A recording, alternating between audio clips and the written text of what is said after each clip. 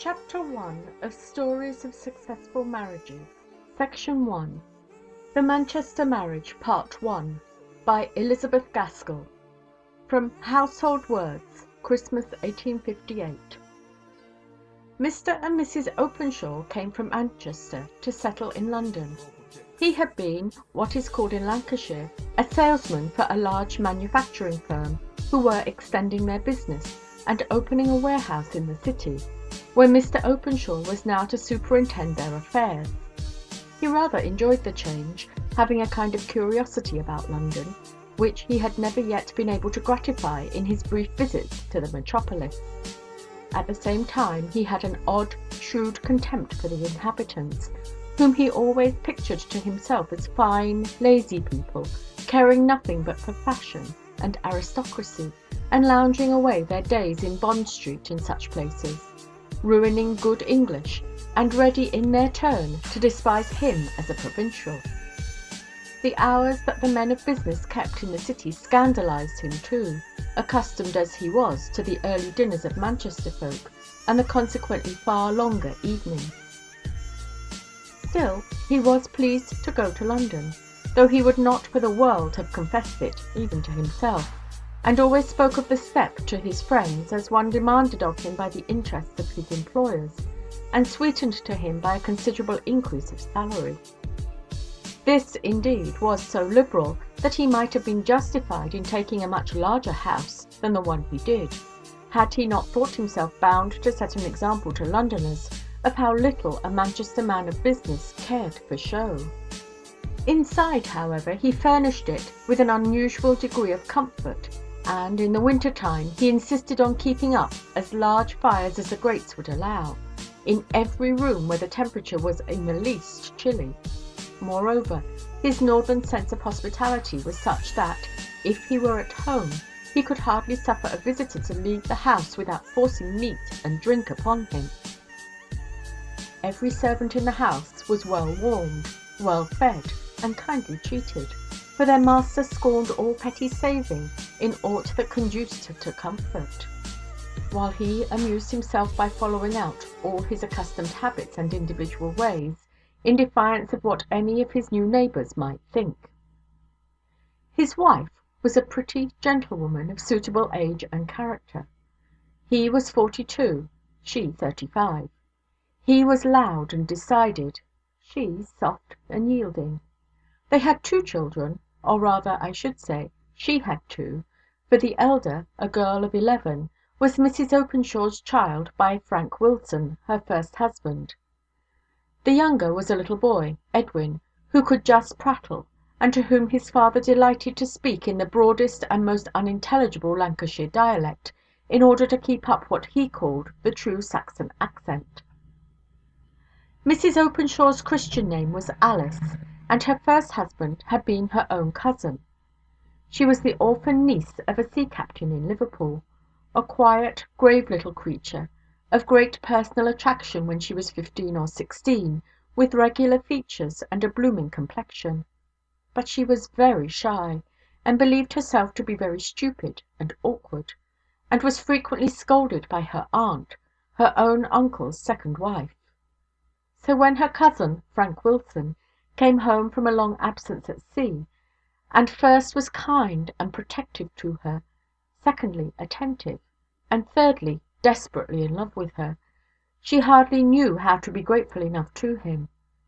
It is true she would have preferred his remaining in the first or second stages of behaviour, for his violent love puzzled and frightened her. Her uncle neither helped nor hindered the love affair, though it was going on under his own eyes. Frank's stepmother had such a variable temper that there was no knowing whether what she liked one day she would like the next or not. At length she went to such extremes of crossness that Alice was only too glad to shut her eyes and rush blindly at the chance of escape from domestic tyranny offered her by a marriage with her cousin, and liking him better than anyone in the world, except her uncle, who was at this time at sea, she went off one morning and was married to him, her only bridesmaid being the housemaid at her aunt's. The consequence was that Frank and his wife went into lodgings, and Mrs. Wilson refused to see them, and turned away Nora, the warm-hearted housemaid, whom they accordingly took into their service. When Captain Wilson returned from his voyage he was very cordial with the young couple, and spent many an evening at their lodgings, smoking his pipe and sipping his grog. But he told them, for quietness' sake, he could not ask them to his own house, for his wife was bitter against them. They were not, however, very unhappy about this. The seed of future unhappiness lay rather in Frank's vehement, passionate disposition, which led him to resent his wife's shyness and want of demonstrativeness as failures in conjugal duty. He was already tormenting himself, and her too, in a slighter degree, by apprehensions and imaginations of what might befall her during his approaching absence at sea. At last he went to his father, and urged him to insist upon Alice's being once more received under his roof, the more especially as there was now a prospect of her confinement while her husband was away on his voyage. Captain Wilson was, as he himself expressed it, breaking up, and unwilling to undergo the excitement of a scene. Yet he felt that what his son said was true. So he went to his wife, and before Frank set sail, he had the comfort of seeing his wife installed in her old little garret in his father's house. To have placed her in one of the best spare rooms was a step beyond Mrs. Wilson's powers of submission or generosity. The worst part about it, however, was that the faithful Nora had to be dismissed. Her place as housemaid had been filled up, and, even if it had not, she had forfeited Mrs. Wilson's good opinion for ever. She comforted her young master and mistress by pleasant prophecies of the time when they would have a household of their own, of which, whatever service she might be in meanwhile, she should be sure to form a part. Almost the last action Frank did, before setting sail, was going with Alice to see Nora once more at her mother's house, and then he went away. Alice's father-in-law grew more and more feeble as winter advanced.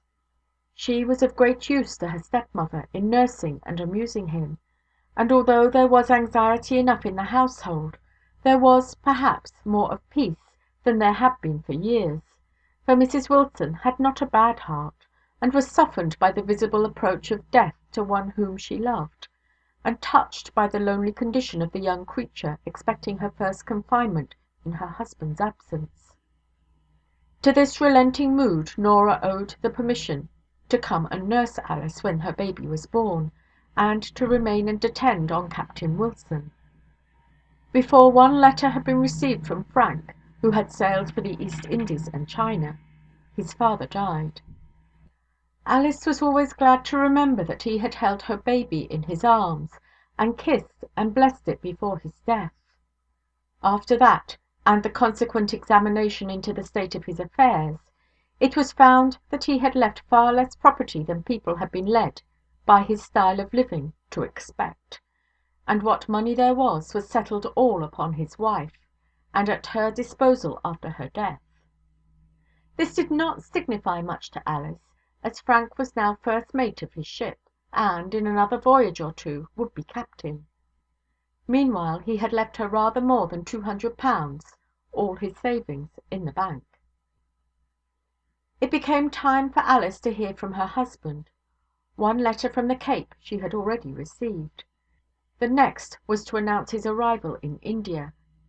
As week after week passed over, and no intelligence of the ship having got there reached the office of the owners, and the captain's wife was in the same state of ignorant suspense as Alice herself, her fears grew most oppressive. At length the day came when, in reply to her inquiry at the shipping office, they told her that the owners had given up hope of ever hearing more of the Betsy Jane, and had sent in their claim upon the underwriters. Now that he was gone for ever, she first felt a yearning, longing love for the kind cousin, the dear friend, the sympathizing protector, whom she should never see again. First felt a passionate desire to show him his child, whom she had hitherto rather craved to have all to herself, her own sole possession. Her grief was, however, noiseless and quiet, rather to the scandal of Mrs Wilson, who bewailed her stepson as if he and she had always lived together in perfect harmony, and who evidently thought it her duty to burst into fresh tears at every strange face she saw, dwelling on this poor young widow's desolate state, and the helplessness of the fatherless child, with an unction as if she liked the excitement of the sorrowful story. So passed away the first days of Alice's widowhood. By and by things subsided into their natural and tranquil course. But, as if the young creature was always to be in some heavy trouble, her ewe–lamb began to be ailing, pining, and sickly. The child's mysterious illness turned out to be some affection of the spine, likely to affect health, but not to shorten life. At least, so the doctors said. But the long dreary suffering of one whom a mother loves as Alice loved her only child, is hard to look forward to. Only Norah guessed what Alice suffered. No one but God knew. And so it fell out that when Mrs Wilson, the elder, came to her one day in violent distress, occasioned by a very material diminution in the value of the property that her husband had left her, a diminution which made her income barely enough to support herself, much less Alice, the latter could hardly understand how anything which did not touch health or life could cause such grief, and she received the intelligence with irritating composure. But when, that afternoon, the little sick child was brought in, and the grandmother, who, after all, loved it well, began a fresh moan over the losses to its unconscious ears, saying how she had planned to consult this or that doctor, and to give it this or that comfort or luxury in after years, but that now all chance of this had passed away, Alice's heart was touched, and she drew near to Mrs Wilson with unwonted caresses, and, in a spirit not unlike to that of Ruth, entreated that, come what would, they might remain together. After much discussion in succeeding days, it was arranged that Mrs Wilson should take a house in Manchester, furnishing it partly with what furniture she had, and providing the rest with Alice's remaining £200. Mrs Wilson was herself a Manchester woman, and naturally longed to return to her native town. Some connections of her own, too, at that time required lodgings, for which they were willing to pay pretty handsomely. Alice undertook the active superintendence and superior work of the household. Norah, willing, faithful Norah, offered to cook, scour, do anything in short, so that she might but remain with them. The plan succeeded. For some years their first lodgers remained with them, and all went smoothly, with that one sad exception of the little girl's increasing deformity. How that mother loved that child, it is not for words to tell. Then came a break of misfortune. Their lodgers left, and no one succeeded to them.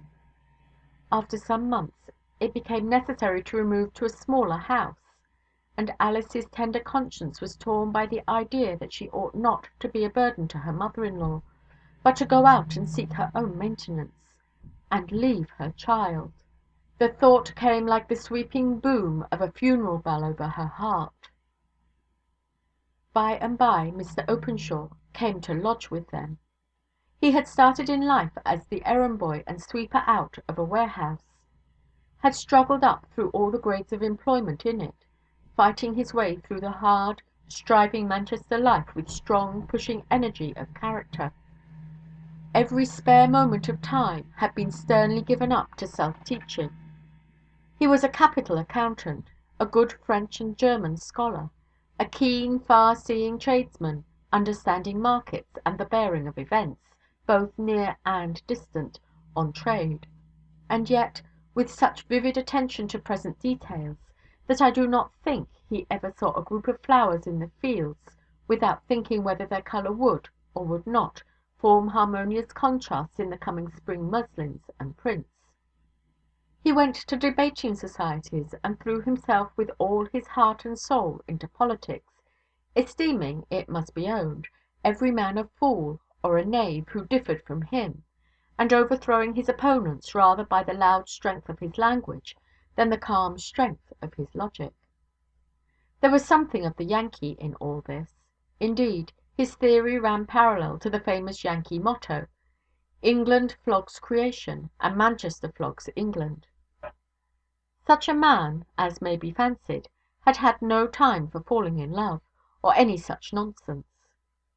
At the age when most young men go through their courting and matrimony, he had not the means of keeping a wife, and was far too practical to think of having one. And now that he was in easy circumstances, a rising man, he considered women almost as encumbrances to the world, with whom a man had better have as little to do as possible. His first impression of Alice was indistinct, and he had not care enough about her to make it distinct. A pretty yea nay kind of woman would have been his description of her, if he had been pushed into a corner. He was rather afraid, in the beginning, that her quiet ways arose from a listlessness and laziness of character, which would have been exceedingly discordant to his active, energetic nature. But when he found out the punctuality with which his wishes were attended to, and her work was done, when he was called in the morning at the very stroke of the clock, his shaving–water scalding hot, his fire bright, his coffee made exactly as his peculiar fancy dictated, for he was a man who had his theory about everything based upon what he knew of science, and often perfectly original. Then he began to think, not that Alice had any particular merit, but that he had got into a remarkably good lodgings. His restlessness wore away, and he began to consider himself as almost settled for life in them. Mr Openshaw had been too busy, all his days, to be introspective. He did not know that he had any tenderness in his nature, and if he had become conscious of its abstract existence, he would have considered it as a manifestation of disease in some part of him. But he was decoyed into pity unawares, and pity led on to tenderness.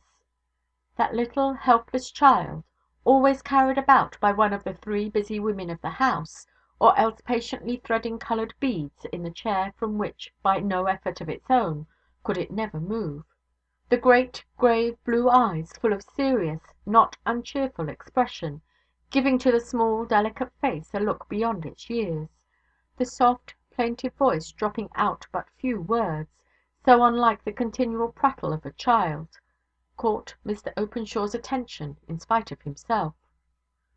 One day, he half scorned himself for doing so, he cut short his dinner hour to go in search of some toy which should take the place of those eternal beads. I forget what he bought, but when he gave the present, which he took care to do in a short abrupt manner, and when no one else was by to see him, he was almost thrilled by the flash of delight that came over that child's face, and he could not help, all through that afternoon, going over and over again the picture left on his memory by the bright effect of unexpected joy on the little girl's face. When he returned home, he found his slippers placed by his sitting–room fire, and even more careful attention paid to his fancies than was habitual in those model lodgings. When Alice had taken the last of his tea–things away, she had been silent as usual till then. She stood for an instant with the door in her hand. Mr Openshaw looked as if he were deep in his book, though, in fact, he did not see a line, but was heartily wishing the woman would go, and not make any palaver of gratitude.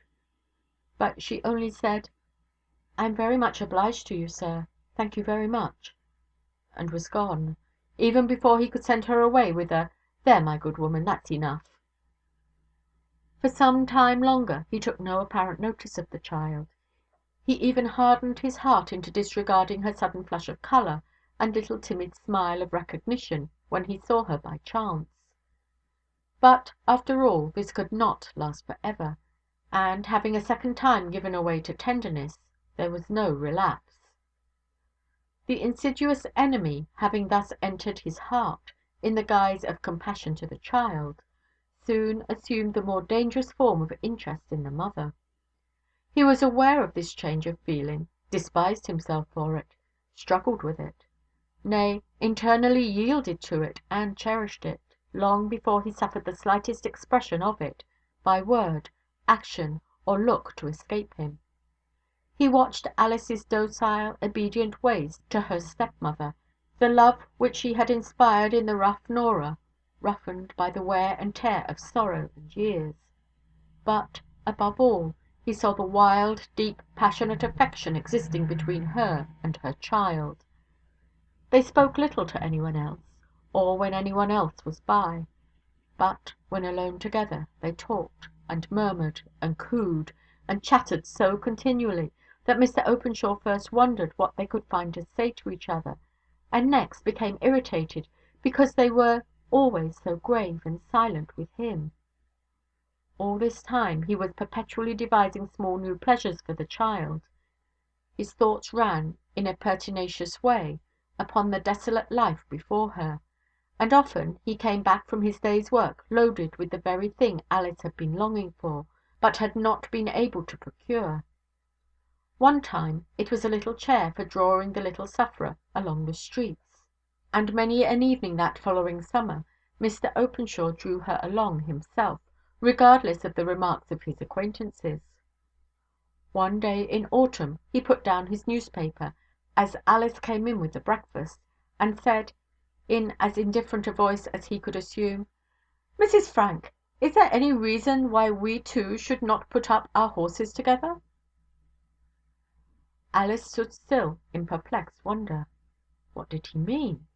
He had resumed the reading of his newspaper, as if he did not expect any answer. So she found silence her safest course, and went on quietly arranging his breakfast, without another word passing between them. Just as he was leaving the house to go to the warehouse as usual, he turned back and put his head into the bright, neat, tidy kitchen, where all the women breakfasted in the morning. "You'll think of what I said, Mrs Frank," this was her name with the lodgers, "and let me have your opinion upon it to-night." Alice was thankful that her mother and Norah were too busy talking together to attend much to this speech. She determined not to think about it at all through the day, and, of course, the effort not to think made her think all the more. At night she sent up Norah with his tea, but Mr Openshaw almost knocked Norah down as she was going out at the door, by pushing past her and calling out, "Mrs Frank!" in an impatient voice, at the top of the stairs. Alice went up, rather than seem to have affixed too much meaning to his words. "Well, Mrs Frank," he said, "what answer? Don't make it too long, for I have lots of office work to get through to-night." "I hardly know what you meant, sir," said truthful Alice. "Well, I should have thought you might have guessed. You're not new at this sort of work, and I am. However, I'll make it plain this time. Will you have me to be thy wedded husband, and serve me, and love me, and honour me, and all that sort of thing? Because, if you will, I will do as much by you, and be a father to your child, and that's more than is put in the prayer book. Now, I'm a man of my word, and what I say I feel, and what I promise I'll do. Now, for your answer." Alice was silent. He began to make the tea, as if her reply was a matter of perfect indifference to him. But, as soon as that was done, he became impatient. "Well?" said he. "How long, sir, may I have to think over it?" "3 minutes," looking at his watch. "You've had 2 already. That makes 5. Be a sensible woman, say yes, and sit down to tea with me, and we'll talk it over together, for after tea I shall be busy. Say no," he hesitated a moment, to try to keep his voice in the same tone, "and I shan't say another word about it, but pay up a year's rent for my rooms to-morrow, and be off. Time's up. Yes or no?" "If you please, sir, you have been so good to little Ailsie." "There, sit down comfortably by me on the sofa, and let's have our tea together. I am glad to find you are as good and sensible as I took you for." And this was Alice Wilson's second wooing. Mr Openshaw's will was too strong, and his circumstances too good, for him not to carry all before him. He settled Mrs Wilson in a comfortable house of her own, and made her quite independent of lodgers. And little that Alice said with regard to future plans was in Norah's behalf. "No," said Mr Openshaw, "Norah shall take care of the old lady as long as she lives, and after that she shall either come and live with us, or, if she likes it better, she shall have a provision for life. For your sake, missus. No one who has been good to you or the child shall go unrewarded. But even the little one will be better for some fresh stuff about her. Get her a bright, sensible girl as a nurse. One who won't go rubbing her with calf's foot jelly, as Norah does, wasting good stuff outside that ought to go in, but will follow doctor's directions, which, as you must see pretty clearly by this time, Norah won't, because they give the poor little wench pain. Now, I'm not above being nesh for other folks myself. I can stand a good blow, and never change colour, but set me in the operating room in the infirmary, and I turn as sick as a girl. Yet, if need were, I would hold the little wench on my knees while she screeched with pain, if it were to do her back good.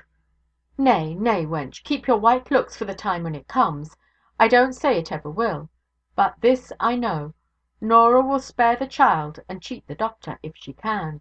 Now, I say, give the bairn a year or two's chance, and then, when the pack of doctors have done their best, and maybe the old lady has gone, we'll have Norah back, or do better for her. The pack of doctors could do no good to little Ailsie. She was beyond their power. But her father, for so he insisted on being called, and also on Alice's no longer retaining the appellation of mamma, but becoming henceforward mother, by his healthy cheerfulness of manner, his clear decision of purpose, his odd turns and quirks of humour, added to his real strong love for the helpless little girl, infused a new element of brightness and confidence into her life, and though her back remained the same, her general health was strengthened, and Alice, never going beyond a smile herself, had the pleasure of seeing her child taught to laugh. As for Alice's own life, it was happier than it had ever been before. Mr Openshaw required no demonstration, no expressions of affection from her. Indeed, these would rather have disgusted him. Alice could love deeply, but could not talk about it. The perpetual requirement of loving words, looks, and caresses, and misconstruing their absence into absence of love, had been the great trial of her former married life. Now all went on clear and straight, under the guidance of her husband's strong sense, warm heart, and powerful will. Year by year their worldly prosperity increased. At Mrs Wilson's death, Norah came back to them as nurse to the newly born little Edwin, into which post she was not installed without a pretty strong oration on the part of the proud and happy father, who declared that if he found out that Norah ever tried to screen the boy by a falsehood, or to make him nesh either in body or mind, she should go that very day. Norah and Mr Openshaw were not on the most thoroughly cordial terms, neither of them fully recognising or appreciating the other's best qualities. This was the previous history of the Lancashire family who had now removed to London. They had been there about a year when Mr Openshaw suddenly informed his wife that he had determined to heal long-standing feuds, and had asked his uncle and aunt Chadwick to come and pay them a visit and see London. Mrs Openshaw had never seen this uncle and aunt of her husband's. Years before she had married him there had been a quarrel. All she knew was that Mr Chadwick was a small manufacturer in a country town in South Lancashire. She was extremely pleased that the breach was to be healed, and began making preparations to render their visit pleasant. They arrived at last. Going to see London was such an event for them that Mrs Chadwick had all new linen, fresh for the occasion, from nightcaps downwards, and as for gowns, ribbons, and collars, she might have been going into the wilds of Canada, where never a shop is, so large was her stock. A fortnight before the day of her departure for London, she had formally called to take leave of all her acquaintance, saying she should need every bit of the immediate time for packing up. It was like a second wedding in her imagination, and to complete the resemblance which an entirely new wardrobe made between the two events, her husband brought her back from Manchester on the last market day before they set off, a gorgeous pearl and amethyst brooch, saying, "London should see that Lancashire folks knew a handsome thing when they saw it." For some time after Mr and Mrs Chadwick arrived at the Openshaws, there was no opportunity for wearing this brooch, but at length they obtained an order to see Buckingham Palace, and the spirit of loyalty demanded that Mrs Chadwick should wear her best clothes in visiting the abode of her sovereign. On her return she hastily changed her dress, for Mr Openshaw had planned that they should go to Richmond, drink tea, and return by moonlight. Accordingly, about 5 o'clock, Mr and Mrs Openshaw and Mr and Mrs Chadwick set off. The housemaid and cook sat below, Norah hardly knew where. She was always engrossed in the nursery in tending her 2 children, and in sitting by the restless, excitable Ailsie till she fell asleep. By and by the housemaid Betty tapped gently at the door. Norah went to her, and they spoke in whispers. "Nurse, there's someone downstairs wants you." "Wants me? Who is it?" "A gentleman." "A gentleman? Nonsense." "Well, a man, then. And he asks for you, and he rang at the front door bell, and has walked into the dining room." "You should never have let him," exclaimed Norah. "Master and Missus out?" "I did not want him to come in. When he heard you lived here, he walked past me and sat down in the first chair, and said, 'Tell her to come and speak to me.' There is no gas lighted in the room, and supper is all set out." "He'll be off with the spoons!" exclaimed Norah, putting the housemaid's fear into words, and preparing to leave the room, first, however, giving a look to Ailsie, sleeping soundly and calmly. Downstairs she went, uneasy fears stirring in her bosom. Before she entered the dining room, she provided herself with a candle, and, with it in her hand, she went in, looking around her in the darkness for her visitor. He was standing up, holding by the table. Norah and he looked at each other, gradual recognition coming into her eyes. "Norah?" at length he asked. "Who are you?" asked Norah, with the sharp tones of alarm and incredulity. "I don't know you," trying, by futile words of disbelief, to do away with the terrible fact before her. "Am I so changed?" he said pathetically. "I daresay I am. But, Norah, tell me," he breathed hard, "where is my wife? Is she alive?" He came nearer to Norah, and would have taken her hand, but she backed away from him, looking at him all the time with staring eyes, as if he were some horrible object. Yet he was a handsome, bronzed, good-looking fellow, with beard and moustache, giving him a foreign-looking aspect. But his eyes! There was no mistaking those eager, beautiful eyes, the very same that Norah had watched not half an hour ago, till sleep stole softly over them. "Tell me, Norah, I can't bear it. I have feared it so often. Is she dead?" Norah kept her silence. "She is dead." He hung on Norah's words and looks, as if for confirmation or contradiction. "What shall I do?" groaned Norah. "Oh, sir, why did you come? How did you find me out? Where have you been? We thought you dead, we did indeed." She poured out words and questions to gain time, as if time would help her. "Norah, answer me this question straight, but yes or no. Is my wife dead?" "No, she is not," said Norah slowly and heavily. "Oh, what a relief! Did she receive my letters? But perhaps you don't know. Why did you leave her? Where is she? Oh, Norah, tell me quickly."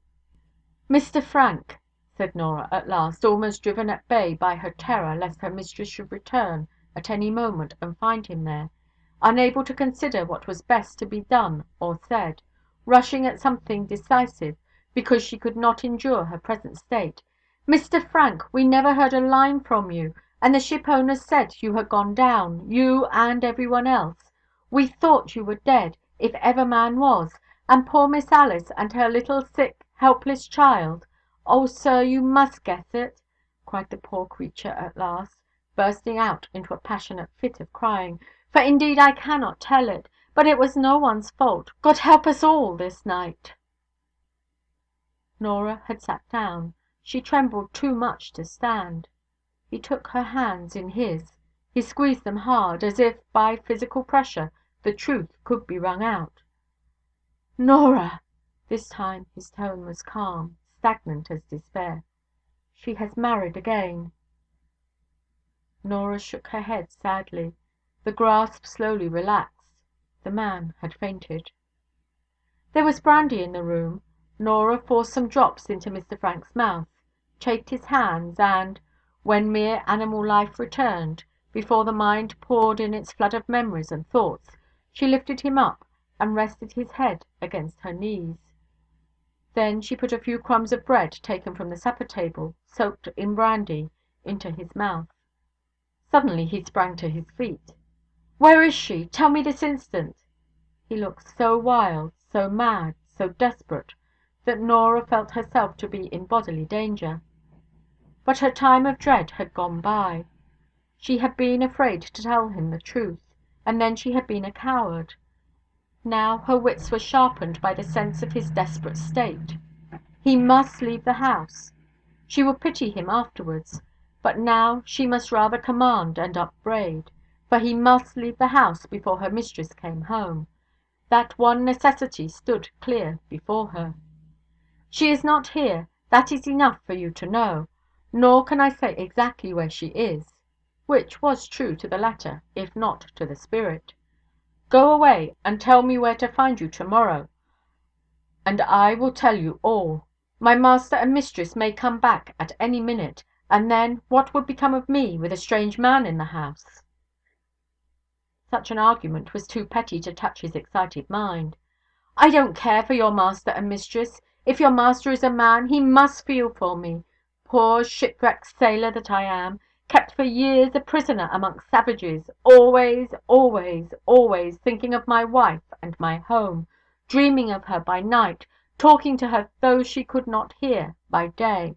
I loved her more than all heaven and earth put together. Tell me where she is, this instant, you wretched woman, who salved over her wickedness to her, as you do to me." End of Section 1.